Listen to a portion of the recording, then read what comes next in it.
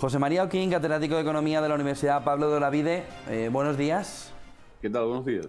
Bueno, tenemos ya informe de la OCDE. ¿Cómo viste el informe y las claves, sobre todo en materia de no retirar del todo la reforma laboral?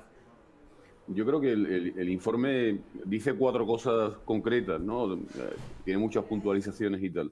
La primera es que el mercado de trabajo en España no funciona, así de claro, ¿no? O sea, contratos temporales, provoca mucha desigualdad, trabajadores jóvenes en paro, una baja formación de nuestros trabajadores, baja productividad, falta de flexibilidad. Yo creo que lo está enfocando, lo llevamos diciendo hace ya muchos años, ¿no? Y bueno, sigue ahí, nadie se atreve porque lo que quieren cambiarlo es hacia atrás. O sea, si el de atrás ya no funcionaba, la reforma de que se hicieron a la salida de la crisis de 2009 lo flexibilizaron un poco y ahora lo que quieren es volver hacia atrás y lo que está diciendo la OCDE es que vayamos hacia adelante a más flexibilidad y a un mercado de trabajo absolutamente diferente, ¿no? Lo segundo que dice también es una cosa de la que todos estamos hablando, aunque no sabemos tampoco mucho lo que es, ¿no? Bueno, sí lo sabemos, ¿no? Pero no se precisa, ¿no? Que es la transformación digital, ¿no? De las empresas españolas y de la economía española.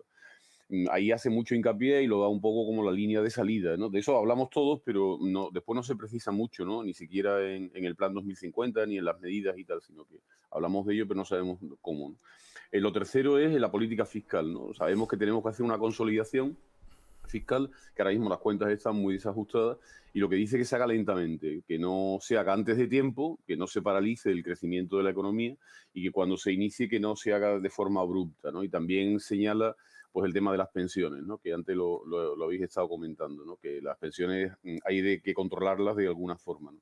Y al final, pues también hace una reflexión sobre toda esa cantidad de fondos que vamos a recibir, que los gastemos bien, que hagamos planteamientos a largo plazo, que pensemos más en una economía productiva y una economía que origine unas rentas más altas de las que tenemos ahora y que garanticen una recuperación saneada, ¿no? Yo creo que esos son los 4 puntos con los que tenemos que quedarnos. No creo que a nadie nos haya dicho nada nuevo, ¿no? En lo que es el informe, pero sí me parece que puntualiza, se está diciendo desde muchos lugares que el mercado de trabajo no funciona y que ahí está nuestro mal, ¿no? O sea, ahí, como ese tema no lo arreglemos y además en la dirección adecuada, va a ser muy difícil que hagamos de España un país distinto, ¿no?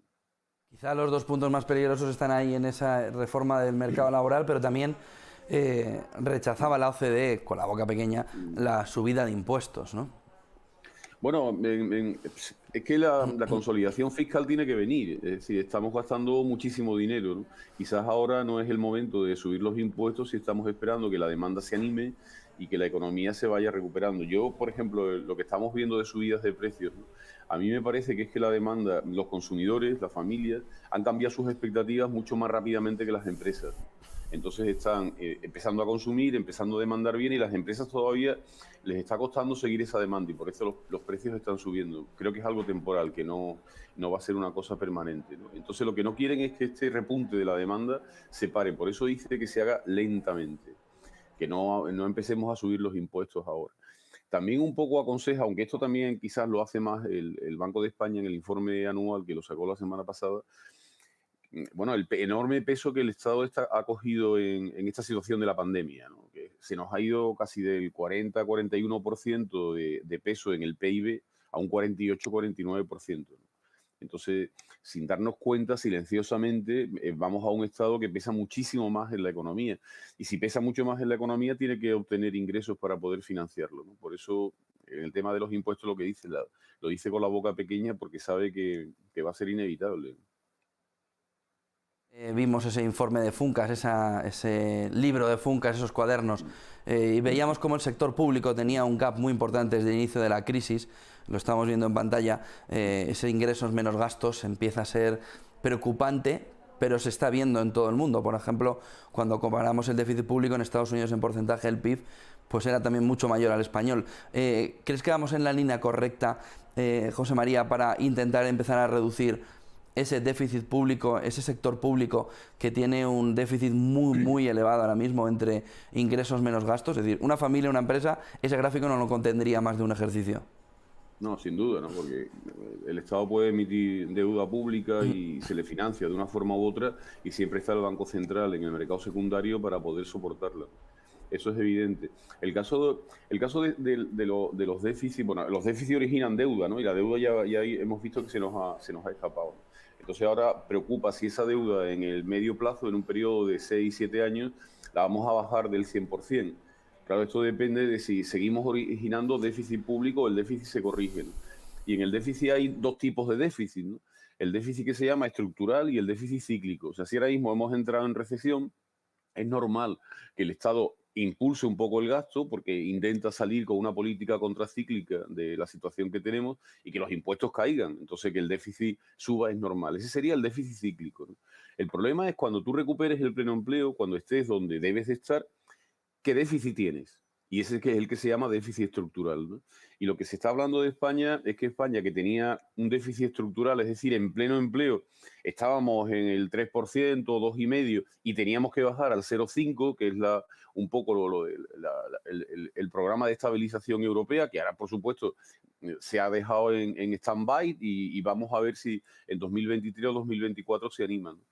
Pero el problema es que ahora el déficit estructural se calcula que está en el 5, en el 5,4. Es decir, no vamos a reducir el déficit simplemente saliendo de la recesión. Cuando la economía esté más o menos en su senda de crecimiento, los impuestos sean los normales que se ingresan, cuando la economía va bien, entonces ahí ya el déficit debería de corregirse al 0,5 y nosotros lo tenemos en el 5,4. Claro, estamos hablando de 50, 60 mil millones, que es lo que se ha incrementado el gasto público en este tiempo, ¿no? Entonces, yo creo que es una visión, pero a mí me parece que el partido en el gobierno, la idea que tiene es que el Estado pese muchísimo más de lo que pesaba antes. Entonces, no creo que lo vaya a corregir por la parte del gasto, salvo que haya muchas tensiones y Europa le obligue a corregir el techo de gasto, sino que va a intentar corregirlo subiendo impuestos, ¿no? Por eso, vamos a ver cómo lo hace. Tenemos, yo creo que 2021, 2022 y 2023 nos llamarán al orden y nos dirán que, bueno, que tenemos que definir qué es lo que queremos hacer con la situación fiscal de España. Que Dios nos pille confesados en los impuestos. José María Oquín, catedrático de Economía de la Universidad Pablo de Olavide. Buen día y buen negocio. Buenos días a todos.